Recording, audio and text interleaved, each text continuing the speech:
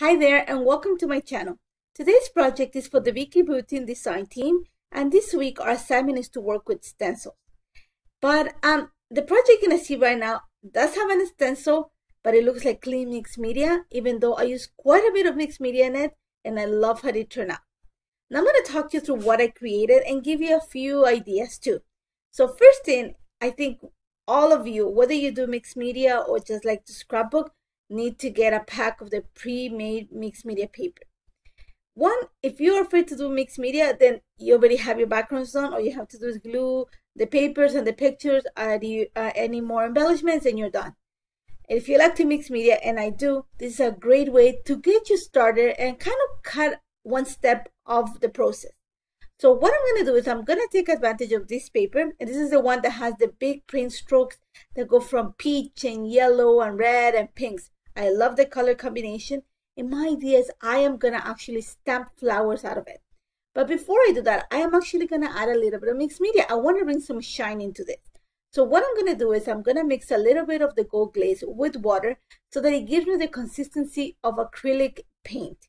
And then I'm going to use one of the water brushes and just add splatters to just the bottom part of this page. And by doing this, I am creating really round circles, or the droplets are going to be really round, and they're going to have a texture. It's going to take a little bit longer to dry, but it's completely worth it. Once it's all dry, I'm going to take the new stamp set. This is the one that got just released in the Color Kaleidoscope collection.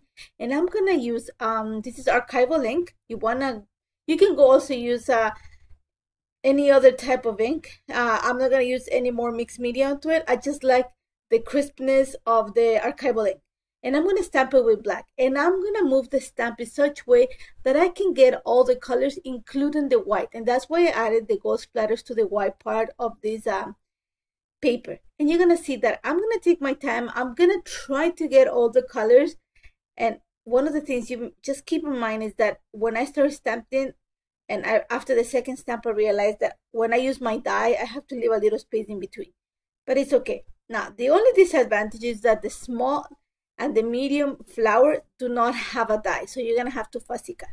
But like I said, I stamped pretty much the bottom half full of flowers. Now, I need to create leaves. And for this, I am going to use the same stamp set, and I'm going to bring the one that has the flowers. I think it's called Scape from the Field Notes collection. And I'm going to use the water markers for this, the watercolor markers, sorry. All I'm doing is I'm mixing some watermelon burst with some juicy pear. You're going to see for one of the papers, and this is a piece of foundation paper that I had left over from a project. And all I'm going to do is once I put the markers on my acrylic sheet, I'm going to add a little bit of water and then just use my brayer to add the pigment onto the piece of foundation paper. I have another piece of paper, and this time I'm going to go with leaves a little bit darker. So I'm going to use the same colors, but I'm going to add a little bit of blueberry pie. That's just going to give me a darker color green. Same thing. I'm going to use my brayer and just kind of go a messy look on a piece of foundation paper. I'm not going to need more than that. It's going to be plenty of leaves. Now, I really love the streaks of it. I really love the look of it, but I want to bring a little bit more darkness. Think of camouflage green.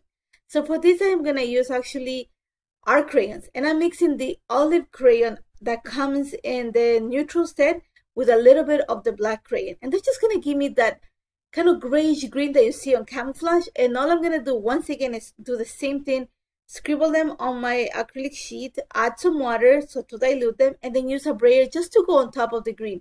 And I'm okay with it being splotchy because it's going to show the two colors. It's going to show that really bright green and also that darker green that I create. And then I'm going to bring in the leaves. I don't want to use the vine. I just want to use the leaves. So I'm going to start stamping it on both of the papers. Now you're going to see here that I'm going to bring a little piece of cardstock. And the way I'm going to stamp the leaves is kind of masking them. I want to have little clusters of leaves.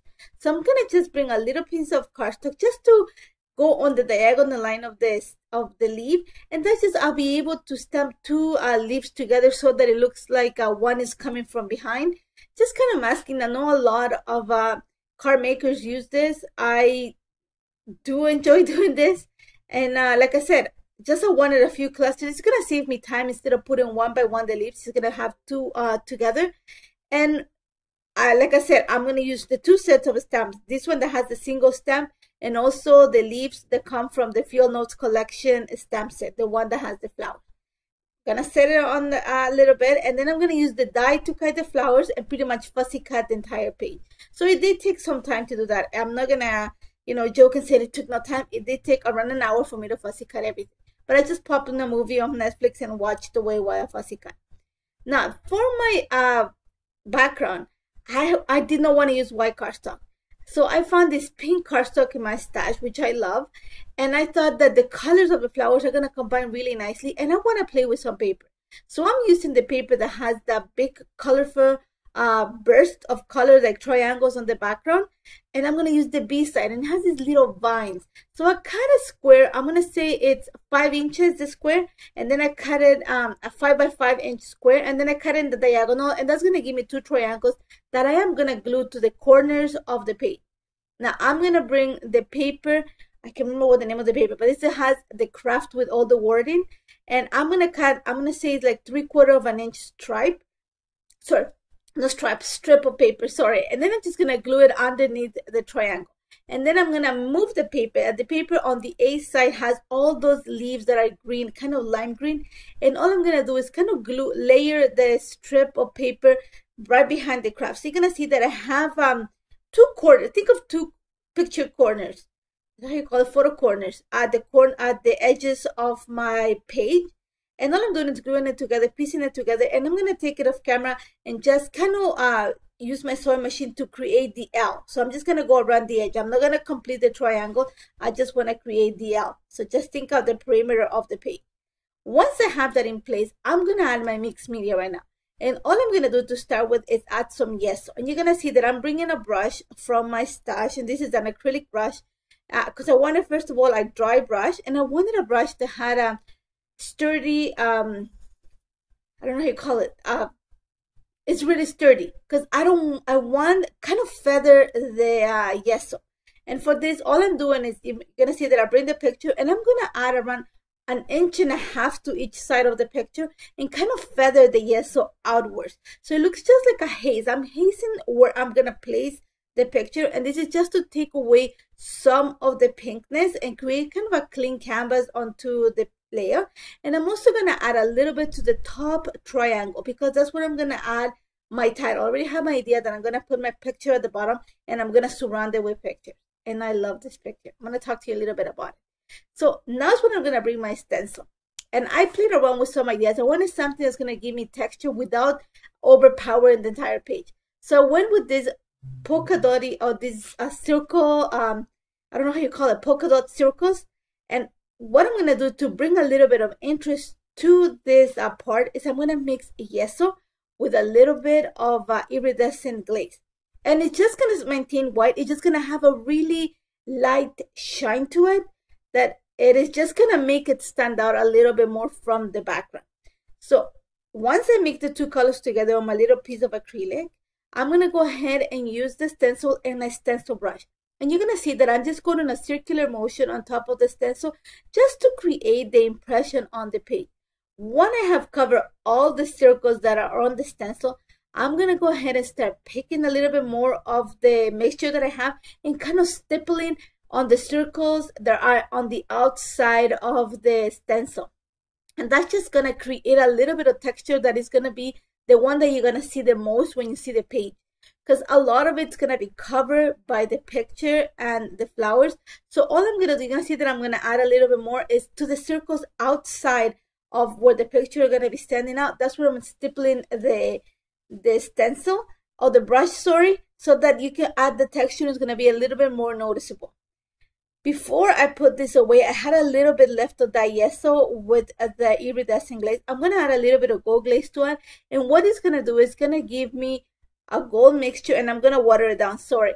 That is a little bit matte, so it's not as shiny. And I'm loving this because I already have that gold in the flowers. So I don't want to take, I don't want to add more shine. I just want to bring a little bit of those tones. So that was perfect. And I added a few splatters. I set it aside to dry. While that is drying, I'm going to work on the picture.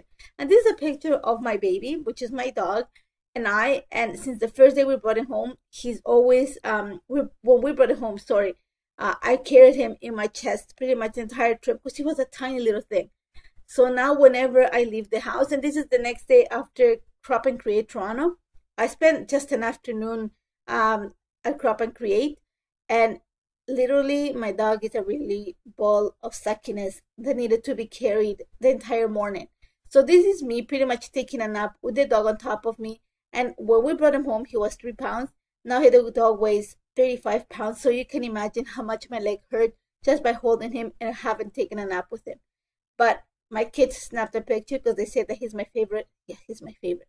So you know, I'm gonna document it because I love the picture. So my idea right now, going back to the layout, is I'm just gonna create lots of flowers, a big cluster of flowers at the corners of the picture. Think of the bottom corner of the picture, and all I'm gonna do is play with 2 big flowers. Gonna be the ones that are gonna ground the cluster, and I'm just adding the leaves behind it, and also kind of graduate the flowers. So the big flowers are gonna be right at the corner, and then I'm gonna go medium to small, kind of spread them in and out. And then I'm gonna add some leaves just to create movement. I'm gonna add some foam adhesive behind them. You're gonna see that I'm gonna cut a few of the leaves, and I'm just gonna use them in between the flowers just to separate them and to give me the illusion of dimension. And I'm gonna do pretty much the same idea to the top corner of the picture. I'm gonna take it off camera, otherwise this video is gonna be a long video. So now I'm gonna show you a little bit of what you can do with the layerable stickers. And super simple. I'm gonna start with a piece of the ephemera, which is those circles, and then I'm gonna start layering some of the stickers. I'm gonna start with this banner, the black and white. I have a picture black and white, everything stamped in black and white. I have some black and white flowers, so that's gonna pretty much it's gonna match the colors.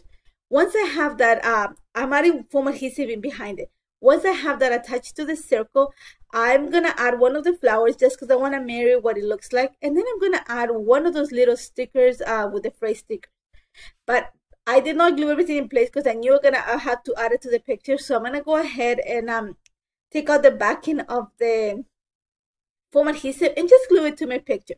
Now to complete this, I'm gonna use actually some of the stickers that also come in the little booklet of stickers, just to add a little bit of the hearts following the colors that I have on the picture. Super simple. Just remember when there's a few samples that Vicky that the package comes with at the beginning, just make sure that you add some foam adhesive in between it just to create dimension and to separate them and to give you the soft shadow that's gonna be great on your page. Now, again, the top corner of my page is where my title is gonna be at. And because I need to balance the page, it's already bottom heavy, I'm gonna add a big cluster of flowers just to take away from, kind of balance the page together. And I'm following the same procedure, kind of an L, an inverted L in this case, a big flower in the center, medium to small. And then I'm gonna add, my title is gonna be the Love You puffy sticker that comes in the set, in the colorful set. And that was off camera because I went to add my lens of journal and forgot to turn on the camera back on. And all I'm gonna do to end this page is just gonna add one of the little butterflies that comes in the layerable stickers, and that's pretty much it. Super simple. It did take a while to put together, and like I said, there's quite a bit of mixed media, but it's nice and clean. So mixed media doesn't have to be messy to be or colorful to be considered mixed media. It could be clean and simple and very subtle, and this is the case of this layer. And I hope you try it. If you have any questions, don't hesitate to contact me, and thank you so much for joining me. Take care, guys.